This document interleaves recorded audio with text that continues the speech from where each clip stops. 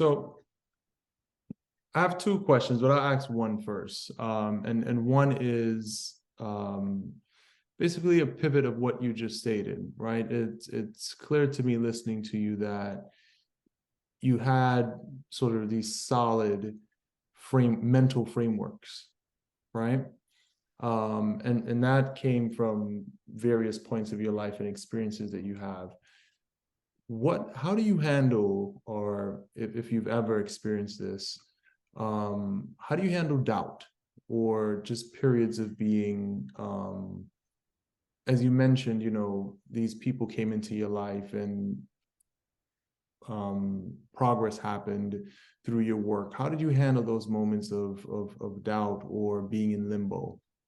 Yeah, it's tough, man. I mean, I feel like, you know, and my wife will attest to this. And like I was saying before, I'm a person that really doesn't take no for an answer. And it's like I'll get back up. You can knock me down flat and I'll get back up. It's Mm, just like there's something, I don't know, wired wrong up here or whatever. I don't know what it is that makes me right, just right. be hard-headed and continue to pursue regardless of what the situation is. I think some of that, I think, a lot of that comes from the way I was raised. My mom used to tell me all the time, your legs aren't broken. You can always walk away from a situation. And Mm, I think people feel like risk averse in the sense that they'll be like, man, if I make a mistake here, I won't be able to recover, or like if I fail this test, it's over. I'm never gonna be able to get into ophthalmology if I don't get a 270 on step one. And it's like these kind of barriers and limitations that we set for ourselves make us feel like we can't get to the next step unless everything happens perfectly, or I can't make this move until everything lines up perfectly and then I'll make that move. And I right. feel like that's kind of a mental trap that a lot of us put ourselves in, where, like I said before, I'm not afraid to fail, man. Like if I want to make it, like, let's say I run like with a few of my co-residents a free eye clinic in our local community here, where we Mhm. provide free eye care for like uninsured, underinsured, and undocumented people in Iowa. So Nice. we don't have a lot of money. Until recently, one of our residents landed a pretty good grant. But prior to that, they were scrouching and scrimping and stuff to try to get old pieces of equipment to provide care with and stuff like that. So, I mean, right now I'm working on reaching out to a bunch of different eye clinics around the region and trying to get some of their old gear for the low. And it's like I might send 100 emails and get 99 no's or get ignored, but then that one person comes through like, bet, I got this old exam chair, man. It's in good condition. I was just going to give it away, or I was going to do this or that. You could have it. And it's like those kind of opportunities only pop up if you shoot your shot. You know what I mean? Mhm. And I feel like it's easy to tell yourself that those opportunities don't exist, but you're not going to find it unless you try to find it. Right. So, I guess that's my thoughts on, like, when that doubt creeps in, you got to Uh-huh. have the metacognition to like check yourself and be like, nah, you know what? Nah, I can still make this happen, even though everything's not lined up. Let me just think about it from a different angle. How can I, get to where I want to go? Maybe there's a different thing I haven't thought of yet, or something like that. And I feel like everybody has to struggle with that. When you're trying to achieve at the level that you have to achieve to become a physician, there's always going to be that imposter syndrome. There's always going to be that crazy next test, or that crazy next high stakes interview, or that wild diagnosis that you're like, man, I don't know what's going on right now, but I need to figure it out for my Mhm. patient. We're always going to be questioning ourselves and not fully have everything under control or know exactly what's going on. But I don't think that you could do this job if you like fold it up like a lawn chair every time you hit a little bit of adversity. You know what I mean? It's Right. just too challenging. It's too challenging of a pathway. So I feel like a lot of that starts with that metacognition and just being like, you know what? I'm going to ignore that voice that's giving me the doubt, and I'm going to find a way to turn things the way they need to go in order to make this happen. Hmm. At the risk of asking an obvious question, right? Where does that come from? That fearlessness and tenacity. You told me about the how, right? And you told Yeah. me about the benefit and what it does for you. Where does it, so if somebody's listening to this and they're like, yo, this guy, Sai, is amazing, right? I believe in what he's saying. Where did you get it from, right? And how do you Yeah. feed it and or keep it?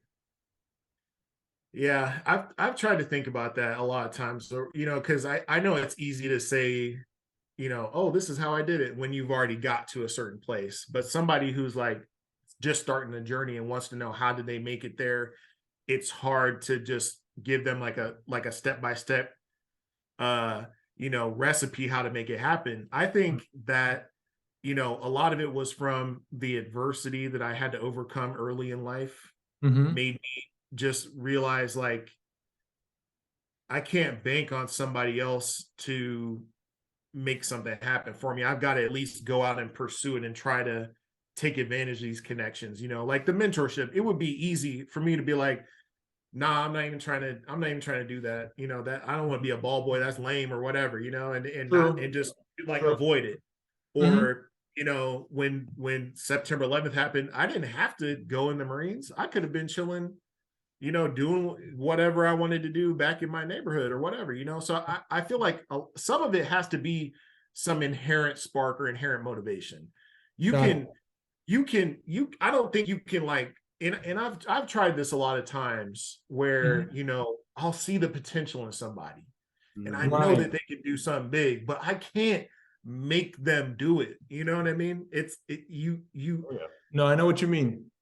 Yeah. yeah, I feel like there's got to be, some spark. You got to find a way to connect what you're passionate about with a goal, with a future you want to see yourself in. And Mm-hmm. then a mentor can help you align those two things and like, okay, here's the opportunities that will help you get there. This is the way I would approach it if I wanted to get from point A to point B. And you've got to be willing to accept that and integrate it into your life plan and just be persistent and work that plan until you get to your goal. So I mean, I think the best advice I would give would Mm-hmm. be think about where you want to be, Mm-hmm. think about who's there now and who of those people are accessible to you. Because I've cold called mentors too. I've just legit walked up to people and be like, hey, I know you don't know me from Nathan, but I'm trying to get like you. Can you help me? And that's how Right. I met Dr. Carmona. Straight up. That's how he was at University of Arizona, 17th Surgeon General of the United States. And dude's a trauma surgeon, chief of trauma surgery, had all this crazy stuff. And he was speaking at the College of Medicine. I was just a Mm-hmm. pre-med at the time. I didn't know this dude. I wasn't Oh. even in med school yet or anything. I wasn't even supposed to be over there. It was in some classroom in the bottom of the College of Medicine. I had to get somebody to let me in the building. But he was giving a presentation there, and I was like, man, I'm trying to see that. That's cool. That's a important dude. I can probably learn Mm-hmm. something from him. And I went over there and it was empty, man. It was like barely anybody in the audience. You got a Surgeon General of the United States here, it was like 10 people in the auditorium or something. Oh. So we ended up having a very intimate conversation. He kept it real about all kinds of stuff, about how he, was born in New York City, grew up in Spanish Harlem, no father in the picture. His dad bounced. He was just raised by his mom with his siblings. They were struggling. And he dropped out of high school, man. Didn't even finish high school.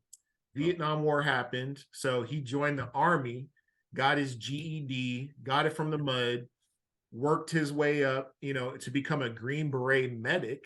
And he served, he was like 2 tours in Vietnam, two Purple Hearts. Dude was a G. And Mm-hmm. the same thing happened.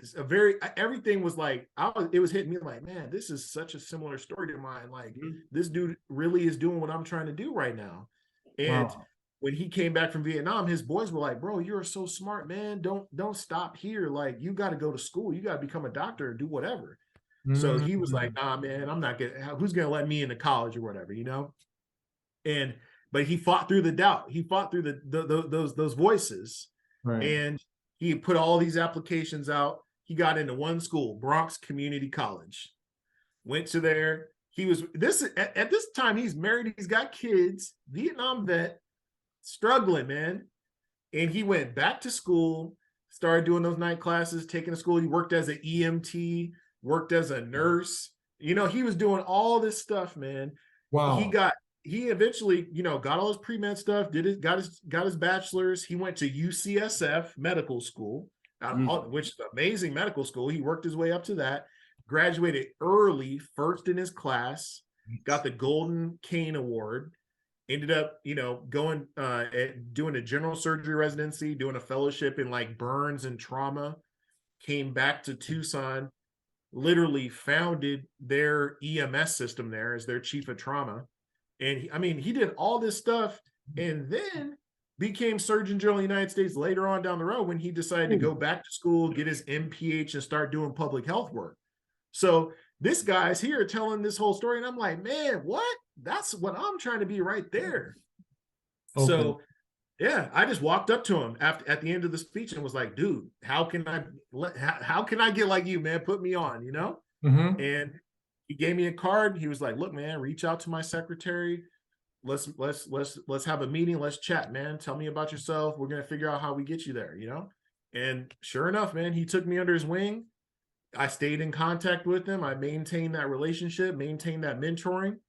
And when it came time where 4 years later, when I had all my prereqs finished, the MCAT was finished and all that stuff, then I was like, hey, you know, can I come work for you? I'll volunteer. Let me just be an intern. You know, I'll just come in there and get y'all coffee and file these papers or whatever.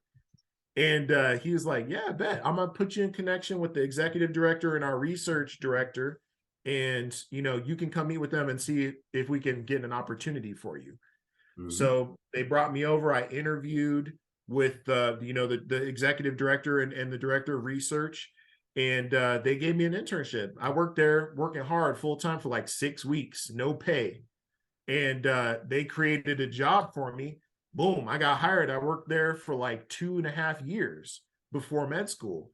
Whoa. And during that time, I was just, you know, getting gems from Dr. Carmona the whole time. Mm-hmm. And he told me, hey man, he's the reason why I got an MPH, because he was like, yo, the type of things that you say you want to do in your career, this is just one more tool in your toolbox that will give you a totally different perspective on the world than other physicians will necessarily have, because you want to make a difference on a grand scale. Mm-hmm. This MPH will help you be able to figure out how to do that. And I was like, all right, bet. So while I was working there full time, I went back to school and got my MPH.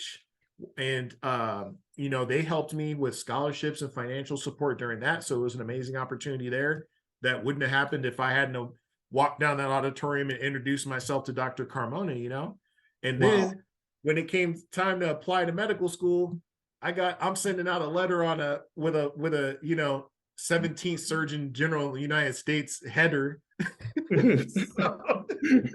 so, writing me a letter recommendation, man. So it's like, those kind of opportunities, you got to be you got to be prepared to jump on them when they present themselves. I feel like that's a big thing that I try to tell my mentees all the time is you got to be ready to capitalize and nurture those mentorship relationships. Constantly seek mentors, nurture those relationships, and then always be willing to pass on that knowledge to the people behind you too. So, I mean, it's a one up, one down kind of situation constantly, Yeah, man.